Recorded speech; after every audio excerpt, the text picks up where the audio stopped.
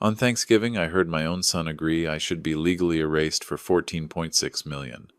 I lay awake counting every sacrifice, tuition, mortgages, emergencies, then called a lawyer at dawn. They filed to steal my autonomy. I filed the truth. How would you handle it if you were in my place? Comment below and wait to see what I did. Thanksgiving in Raleigh smelled like butter and pine. Football murmured from the living room. Candles threw soft light across the good china. For a few steady breaths, tradition held.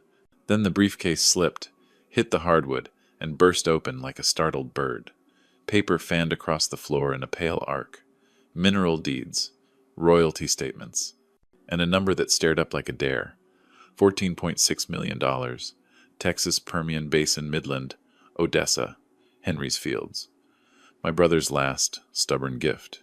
Daniel froze with 2 plates in his hands. Lauren's smile stayed. Her eyes changed. I went down on one knee faster than a man my age should, and sorted the mess the way I used to gather algebra quizzes at Broughton High. Documents, I said, because I needed one true word in the room. From Henry. Raymond, Lauren breathed, honey smooth. What a blessing. You've always taught Daniel that family supports family. With college funds and the kids, I taught patience, I said. And timing. I slid the papers back into the case and snapped the brass clasps. The click landed like a period. We cleaned in a quiet that felt staged. The cranberry sauce glittered like a red galaxy. On the sideboard, framed photos watched. Martha in her garden hat. Daniel at 8. Gap, toothed and fearless. I felt the weight in the briefcase. Not just money. Time earned. A lifetime of saying yes. They went upstairs.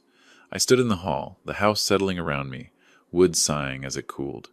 Voices bled under the guest room door, thin as thread but sharp as wire. Lauren, sugar stripped away. If he shows up confused, the court tilts our way. Daniel, a whisper. How would he be confused? I'll get something mild, she said, calm as weather. Nothing dangerous, just enough to make him foggy. Forgetful. He trusts me to pour the tea. Then we file to have him declared unfit. Silence. And the old house creaked like it couldn't carry what I'd just heard. Daniel, if that's what it takes, for the family. The word scraped bone. My son, my boy who scraped his knees on our colweder sack, who learned fractions at our kitchen table, agreeing to cloud my mind with a cup. To sell my name for a neat black number on a deed. A hot flush, then cold, clean clarity. This is what you made, Raymond, I told myself. Years of rescue. Years of yes. I thought love meant covering the bill. I taught him mercy without backbone. He learned to mistake it for a lever. I pictured Martha's last Thanksgiving, her fingers cold in mine. Live for yourself, too, she had whispered. I had not. But I could now. Down the hall, Lauren's voice settled into certainty. We do it this weekend. He won't see it coming. I pressed my palm to the wall and felt the quiet thrum of my own house. Hurt came first, thick, breathless, like drowning in familiar water. Then something else rose beneath it. A line I had never drawn, drawing itself. No more. No more gentle explanations. No more open wallet. No more pretending this was about love. Dawn would come, and it would find me ready. First light crept across the kitchen tile, quiet as breath. I sat with an old mug and the kind of ache that doesn't make sound. When the house is still, memory gets loud. Martha came back first. Not the hospital room, not the machines earlier. Saturday mornings in her garden hat, laughing at the way I staked tomatoes like proofs. Chalk dust on my sleeves after a long week, her hand on my shoulder. Come sit. You teach the whole town. Let me feed you. We were ordinary, and it was enough. Then the ledger of years unspooled, not numbers, moments. The registrar window where I slid a cashier's check so Daniel wouldn't miss classes. The midnight radiator that hissed like a snake while I held a flashlight in my teeth and said, We'll get you to work by morning. A mortgage payment just this once that turned into winter, then spring. Grocery bags I carried in while the kids slept. A dentist crown I delayed so they could buy new tires. Vacations we didn't take. Bonds cashed. Overtime accepted. Keys handed over. My yes became a habit that looked like love. I told myself that's what fathers do. Maybe it is until habit makes you invisible. A line from Martha rose up, not as scold as mercy. Live for yourself, too. I'd never learned how. I can learn now. I pulled a leather folder from the desk and laid it flat. Not to relive anything, just to name it. Tuition receipts. Bank transfers with subject lines that always opened. Can you? Handwritten IOUs tucked inside holiday cards. I wrote a title on a clean page, block letters steady as breath. Ledger. One sentence. Per event. Plain language. A record, not an argument. The sky shifted from coal to pearl. I picked up the phone and found the name I needed. Naomi Brooks. This is Raymond Cole, I said. I need counsel. A beat. Then her voice sharpened, kind and professional. Are you safe right now? I am, I said, but my autonomy is not. I'd rather explain in person. Good.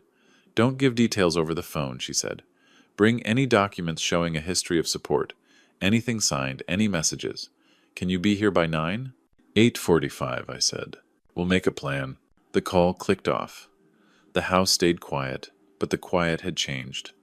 I put the folder in my bag, washed my mug, and watched the light take the edges of the table. For years I solved other people's problems.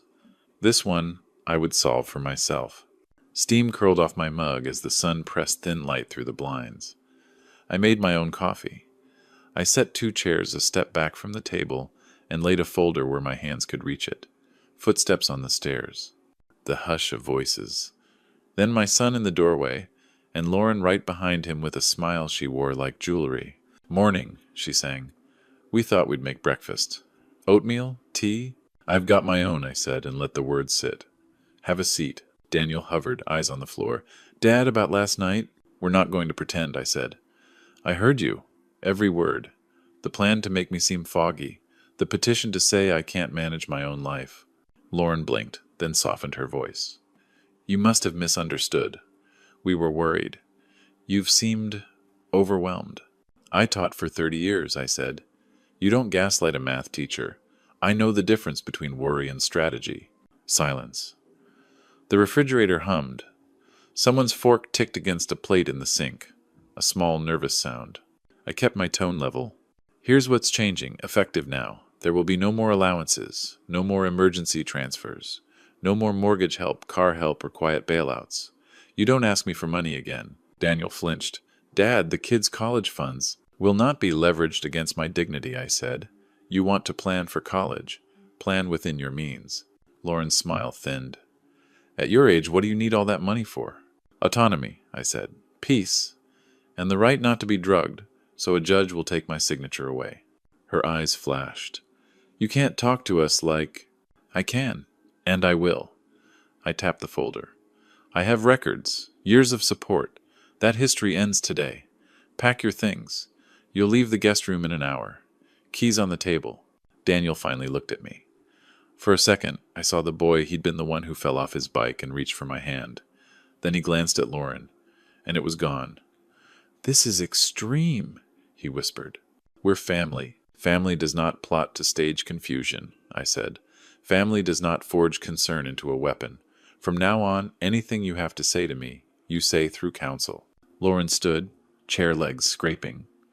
You'll regret this. I already regret plenty, I said. But not this. I walked them to the door. Cold air pooled in the entryway as they stepped onto the porch. Across the street, a man in a windbreaker checked an address on a clipboard and glanced at my house number. He turned away, slipped into a white sedan, and rolled down the block. Paper was coming. The doorbell rang before the kettle finished. I opened it to a man in a windbreaker with a clipboard. Mr. Cole, you've been served. He handed me a thick envelope and stepped back. On page 1, in bold, it shouted, Petition to determine incapacity. My phone chimed while I was still on page 2. Bank alert. A temporary hold on part of my accounts pending court review. Not everything just enough to make the floor tilt. So this was their opening move. At 9 sharp, I sat across from Naomi Brooks. Morning sun cut clean lines across her desk. She read the petition in silence, pen tapping once, twice. Don't explain yet, she said. Let me look. She tapped a paragraph. 3 neighbor statements with the same wording that's a copy-paste job. Another tap. A medical note from a doctor who doesn't even list geriatrics. This is smoke, not fire.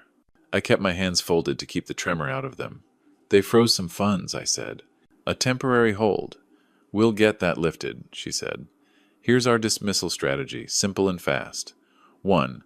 Capacity test today with a neutral physician. 2. File the result immediately with our response. 3. Start your paper trail support you've provided, messages, anything signed. We speak in filings, not feelings. I slid her my folder. I started a ledger. Naomi's mouth twitched. Good. Facts save time. She picked up the phone. Dr. Avery Collins has an opening at 11. You'll go now. By late morning, I was under cool clinic lights. Dr. Collins had kind eyes and a clear way of speaking. Short memory tasks, patterns, simple math, he said. Think of it as puzzles. It felt like teaching again, only quieter. Numbers lined up when I gave them patience. Names returned on cue. Patterns clicked. 30 minutes passed like 5. He scanned a summary and looked up. Mr. Cole, your cognitive function is excellent for your age, better than average across the board. I'll put that in writing. Today. Back at Naomi's, she laid his letter next to the petition like 2 cards on a table. This goes to the court this afternoon, she said, capacity intact. Then we file, point by point. Identical neighbor language, questionable doctor, timeline holes. Meanwhile, do not accept food or drink you didn't prepare yourself, and document everything. If they go public, we capture every post. They will, I said. At home, I brewed tea I poured myself and set the ledger on the table. The grandfather clock counted the hour with even strokes. My phone vibrated, then kept vibrating texts piling in. Have you seen Lauren's post? Is that true? I opened the app. At the top of my feed, heartbroken by family elder abuse. Please share. Bare cupboards. An overdue bill staged just so. An old winter photo where the kids looked pale. A paragraph painting me as a man hoarding a windfall while his family starved. Shares. Comments. Outrage catching like dry grass. I didn't answer. I took screenshots. Capacity test done. Dismissal strategy set. Social smear documented. The post count climbed. The next move would be mine, in daylight, with my name spelled correctly and the facts in order. Pullen Park Community Center smelled like coffee and floor wax. Folding chairs faced a projector screen and a wobbly table where Patricia Neal, our neighborhood chair, tapped the mic. We'll hear from Lauren Pierce first, then Mr. Cole. Lauren had dressed the room like a courtroom, blown up photos of empty cabinets, a past due bill, 2 children framed to look saintly and sad. Her voice trembled on cue. I never thought I'd bring family business here, but when children suffer, my father-in-law inherited a fortune and refuses to help. We're afraid of losing our home. He's been confused. Murmurs. A few heads nodded. Patricia glanced at me. Mr. Cole? I stood, set a slim manila folder on the table, and kept my palms open. 2 things can be true, I said. My brother Henry left me mineral rights in Texas worth $14.6 million, and I am not confused. I lifted a single page. Dr. Avery Collins evaluated me today. His report says I'm fully fit to manage my affairs. The room quieted. Facts changed gravity. I clicked the projector. A spreadsheet bloomed on the screen. I taught math 30 years. I keep records. These are transfers to Daniel and Lauren, 15 years. I pointed. $2,000 a month for 3 years, $72,000. A house down payment, $150,000. Tuition, emergencies. Dates sat beside amounts simple as arithmetic. A woman in the second row, Ellen Draper, leaned forward. Miss Pierce, last spring you showed me pictures from Cabo the same week you said you couldn't buy groceries. Lauren's smile thinned. Social media is curated. He's twisting context. I changed slide screenshots with timestamps. March. Living our best life. November. Treat yourself. Kitchen renovation selfies while I covered their mortgage. I'm not shaming choices. I'm saying the story online is not the truth in these numbers. Chairs creaked. The tilt began. Daniel stood suddenly, voice tight. Enough, Dad. He faced the room, not me. Everyone here needs to hear this wasn't Lauren's idea. It was mine. He jabbed a finger, has controlled my life with money for years. Every check had a string. Every gift turned into a ledger he pulls out to humiliate me. Gasps. Lauren shot him a quick look, half gratitude, half warning. You're retired. Daniel pushed on, heat rising. You sit on a mountain of cash and dole out crumbs so you can feel noble. You think buying me braces gives you the right to keep me small forever. Lauren wanted us to be honest. I wanted to be free of you. I let the silence hold, then spoke evenly. I gave so you didn't fall, not to make you kneel. And in my house, I overheard a plan to make me foggy, so a judge would take my signature away. That isn't freedom, Daniel. That's theft by another name. Ellen's voice softer now to Lauren. Did you say that? Lauren's gaze flicked. He misheard. He's older. Memory. Dr. Collins disagrees, I said, and set the report where the front row could see the letterhead. Patricia's eyes tracked the page, then the photos, then my spreadsheet. The room felt like a scale tipping by ounces.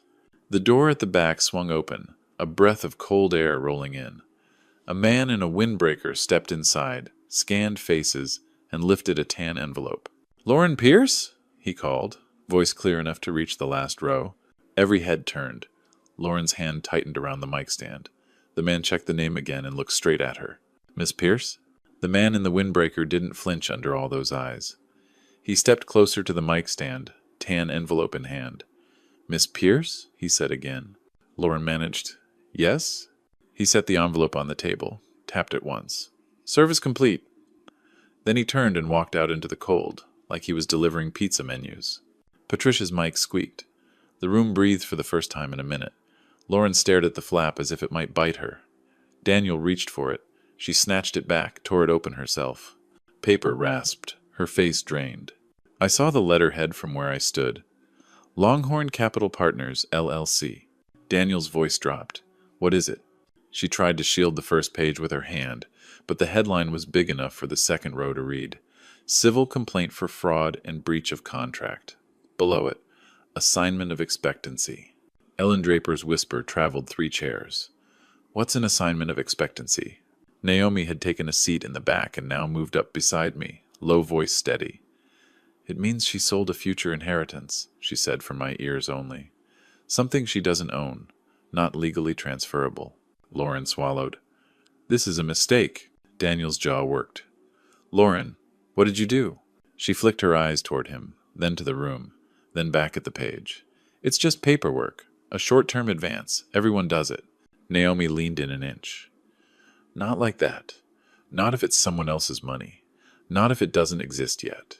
I stepped back from the table and let the silence do its work. Lauren finally read out loud, voice tight. Plaintiff alleges defendant executed an assignment of expectancy on September 23, 324, pledging her anticipated share of the coal mineral estate in exchange for a cash advance of $75,000. Murmurs turned to low, stunned noise. The dates hung in the air like a smell. Daniel stared at her. September? Before we even knew the number? You didn't tell me. She folded the complaint hard enough to crease the ink. It was for us. To catch up. To look stable. You think reputation builds itself? Ellen stood, arms crossed. You posted a new kitchen the same month. Lauren's temper flared. Stop acting like saints. Everyone here curates. He's curating right now. She pointed at me. Spreadsheets and pity. I didn't take the bait. I'm not curating, I said. I'm preserving facts. Like this one. You can't sell what you don't own. Patricia cleared her throat, trying to bring the room back under control. We're not a court, she said, voice firm but brittle. Let's keep this civil. Naomi's phone buzzed. She checked the screen, then showed me a text from her paralegal Dr. Collins' signed report uploaded, our motion to dismiss ready to file. She whispered, After we file, I'm sending the fake doctor letter to the DA and the medical board, one step at a time. I nodded. The trembling under my ribs had quieted into something solid. Daniel was still on his feet, holding the complaint like a foreign object. They're suing you, he said to Lauren, disbelief giving way to anger. For lying about money that isn't yours? That's what this says. She hissed under her breath. Put it down. We'll handle it. How? With more lies? His voice cracked. You told me he was the problem. You told me we were fighting for family. But you were taking advances on a life you hadn't earned. Her cheeks burned. We deserved a life that matched our effort. I looked at my son, 35, shoulders tight, eyes finally seeing the shape of the mess. For the first time all night, he looked at me, not through me. Patricia lifted the mic again. We're going to adjourn, she said. Thank you for... But the room had already fractured into clusters, neighbors talking in knots. In the doorway, the cold came in waves. Lauren shoved the complaint into her bag and pushed past people without apology. Daniel followed her out into the parking lot, the paper still in his hand. Naomi touched my sleeve. "Don't engage. We'll let the filing speak." Outside, air stung lungs and ears. Cars blinked to life, tailpipes puffing. Lauren spun on Daniel between two yellow lines. "Do not make a scene." He held up the page. "You did. In September." She reached for his phone.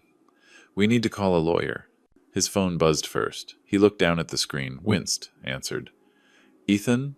The pause on the other end was long enough to feel like a decision being made 3 miles away. Daniel's face fell by degrees. "I understand," he said quietly.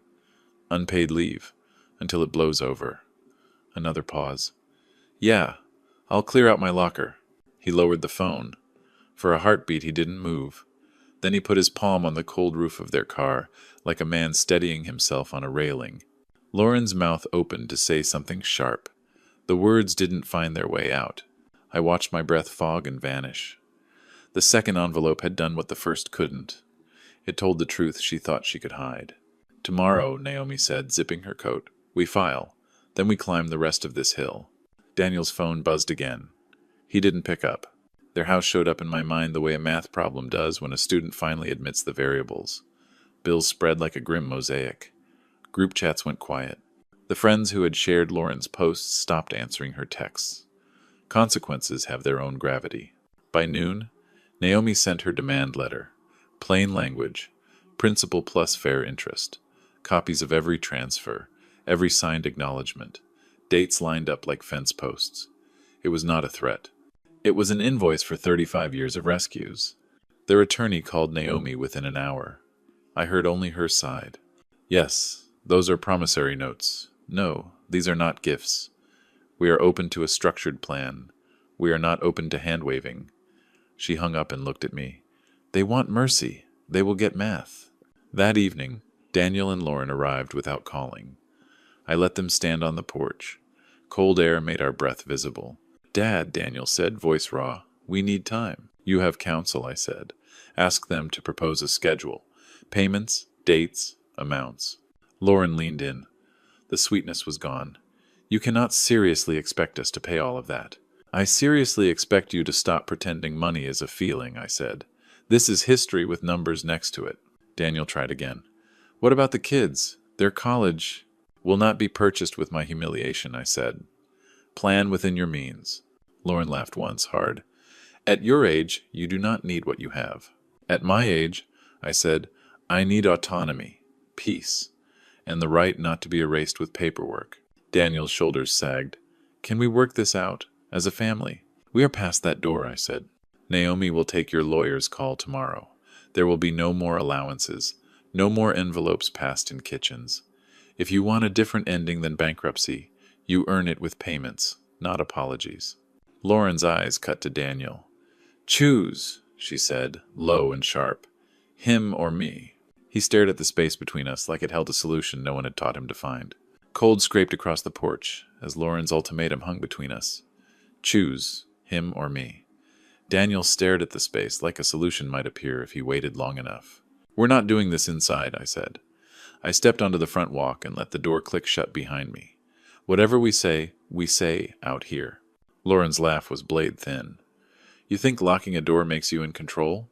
You've been pulling strings with money his whole life." "You plotted to take my mind," I said even. That ended the day of favors. She took a step closer. "You can end this, Raymond.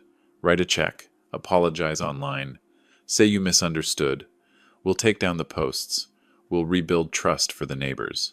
"No," I said. "No private deals. No statements I don't believe. This moves through court." Daniel's voice finally found air.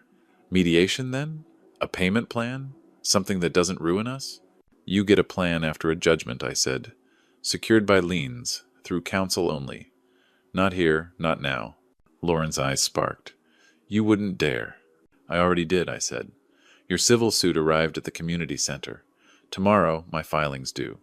Naomi will move to dismiss your petition, unfreeze my accounts, and file to recover what you owe."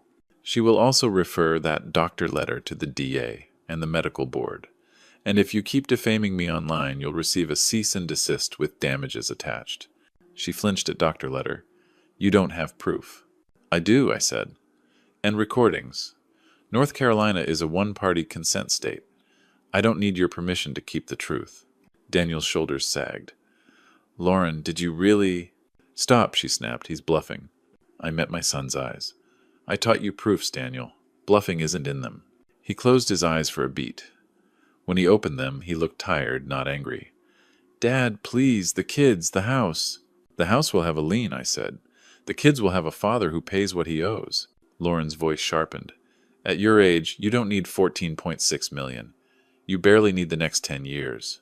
There it was, the line that burned the last soft place in me. At my age, I said, I need dignity. You tried to erase it with paperwork and a cup. I'm not negotiating with the people who brought me that. She stepped into Daniel's line of sight. Pick now. He didn't. He looked at me. If there's a plan, we'll follow it. There is no plan between us, I said. There is a process. You'll hear from Naomi. You will not call me. You will not show up here. If you violate that, the police will handle it. Lauren's mouth curled. You'll die alone in that nice, quiet house. I'd rather be alone than owned, I said. The wind lifted the edge of a dead leaf and twirled it down the walk. Somewhere, a neighbor's dog barked once, then went quiet. Lauren yanked the car door so hard it rattled. This isn't over, she spit. You think a judge scares me? No, I said. The truth does. Tires chirped on cold asphalt. Her taillights smeared red and vanished. Daniel stayed rooted, hands jammed in his pockets like a penitent schoolboy who'd forgotten the answer. I'll wait for Naomi, he said. It wasn't a promise. It wasn't an apology. It was the first true sentence he'd managed in days. Good, I said. Due process, not favors. He nodded once and walked down the curb, small against the gray. Behind me, the door stayed locked. In my pocket, my phone buzzed Naomi's text. Drafts ready. Filing at 9. Tomorrow, the paper would speak for me. By 9:02, the filings had a timestamp. Naomi slid the screen toward me. Motion to dismiss their incompetency petition attached. Dr. Collins's report. Motion to lift the bank holds. Civil complaint to recover what you're owed principal and fair interest. Request for liens on the house and vehicles once we have judgment. Her voice was brisk, clean. Cease and desist to stop the online smears. And the referral packet on the fake doctor letter sent to the district attorney and the medical board. My email chimed. Bank holds released. Accounts restored. We walked to the clerk's counter. A blue stamp hit paper, Clayton County, filed. Numbers and letters. An ordinary code that means a life cannot be stolen by rumor. Naomi nodded to the deputy at Civil Processes. You'll have service on their counsel by end of day? Thank you. Back at her office, she slid a final folder across the desk. Your will. The language was plain. I initialed every line. Daniel Cole and Lauren Pierce are removed as beneficiaries. The Martha and Henry Cole STEM Scholarship Fund at Broughton High School will receive the bulk of my estate. A modest living trust covers my needs. The principal stays locked. Naomi retained as personal representative, a trust company as successor. No soft corners to catch on. Sign here, she said, and the notary's stamp bloomed under my hand. It wasn't anger, it was repair. A courier left with the cease and desist. Another delivered our complaint to their lawyer. Naomi's paralegal emailed copies of my recordings into an evidence folder. Do not delete anything, Naomi added, half to me, half to the air. We keep the timeline honest. My phone buzzed Daniel's name. I watched it ring until it stilled, then forwarded his number to Naomi per the plan. A text followed. We can talk. For the kids. I didn't open it. Naomi sent a single line to opposing counsel. All communications via counsel only. Client will not engage. By late afternoon, the county site showed our case on the docket. The public story had new comments. Fewer now, more careful. Ellen Draper posted a single sentence. Let the courts decide. The shares slowed, then stopped. The noise had finally met a wall. At home, I cleared a drawer. Old Christmas lists. A birthday card unsigned. A scrap with a door code I'd changed years ago. I fed what didn't matter into the shredder and filed what did into neat tabs. Ledger, medical, filings, will. In the yard, winter light lay thin across the beds where Martha used to plant zinnias. I stood there a long minute, coat open to the cold, listening to my house breathe. Hurt still lived under the ribs, but it had a frame now. The doorbell rang once, reflex in my throat, then stillness. I let it go. Naomi would tell me if a signature was needed. Everything else could stay on the porch. I locked the door. I turned off the lamp. In the quiet, I said at once, not for anyone but me. Mercy without respect is surrender. I choose the law.